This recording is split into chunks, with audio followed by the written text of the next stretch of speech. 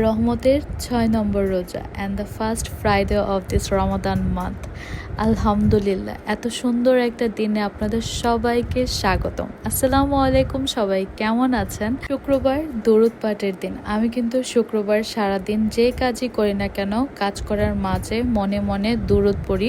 আল্লাহুম্মা সল্লি ওয়াসাল্লিম আলা নাবিয়িনা মুহাম্মদ। আমি এই দোয়াটা বেশি বেশি জিকির করি শুক্রবারের দিন। তাছাড়া শুক্রবারের একটা ওয়াক্তা আছে, আছরের নামাজের পর থেকে মাগরিবের আগ পর্যন্ত বান্দা খাস নিয়তে আল্লাহর কাছে যা চায় এই সময়টাতে আল্লাহ তাই কবুল করে। সুবহান আল্লাহ, আলহামদুলিল্লাহ। আমি এই সময়টাতে আল্লাহর কাছে অনেকগুলো দোয়া করি। আর কে কে আছেন যারা এই সময়টাতে আল্লাহর কাছে অনেক কিছু দোয়া করেন আর ওই দোয়াগুলো কবুল হয়? আল্লাহ সবার দোয়া কবুল করুক, আমিন।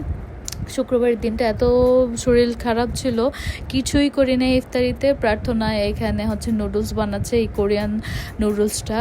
আর প্রার্থনা মজা করেই বানাইতেছিল, চিজ দিছে, চিংড়ি মাছ দিছে। আর এখানে আমি বানানা মিল্কশেক বানাইতেছি।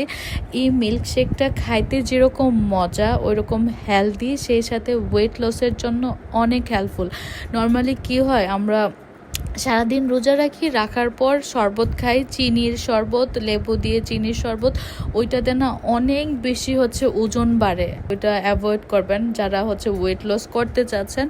এখানে ইফতারির পর তরমুজ খাইতেছিলাম। তরমুজটা এত মিষ্টি, আমার জামাই মাঝে মধ্যে বাজার থেকে অনেক ভালো জিনিস আনে আর মাঝে মধ্যে ওকে বাজারের লোকরা ঠকাই দেয়।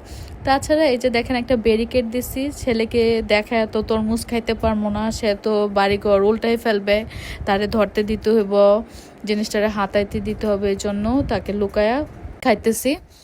আমার ছেলে কোনো জিনিস নিয়ে একটানা খেলা করে না, মানে যেটাই ওর হাতে দিবেন 1 মিনিট 2 মিনিট 3 মিনিট হাইস্ট। ওরে টিস্যুর প্যাকেট দিতে হয়, ওরে ওয়েট টিস্যুর প্যাকেট দিতে হয়, ওরে পানির বোতল দিতে হয়। মানে আমার হাতে যা থাকবে বা অন্য কারো হাতে যা থাকবে ওরে তাই দিতে হবে। মানে ও একটা খেলনা দিয়ে বেশিক্ষণ খেলে না। সেম সেহরিতে ছেলেরে ঘুম পাড়াইলাম, পাড়াইয়া একদম এত আস্তে আস্তে করে খাইতেছি, প্লেটের সাউন্ড যাতে না হয়, পাতিলের সাউন্ড যাতে না হয়, ছেলে ঘুম থেকে উঠা যাবে। মানে নিজের বাড়িতে চোরের মতো থাকতে হয়।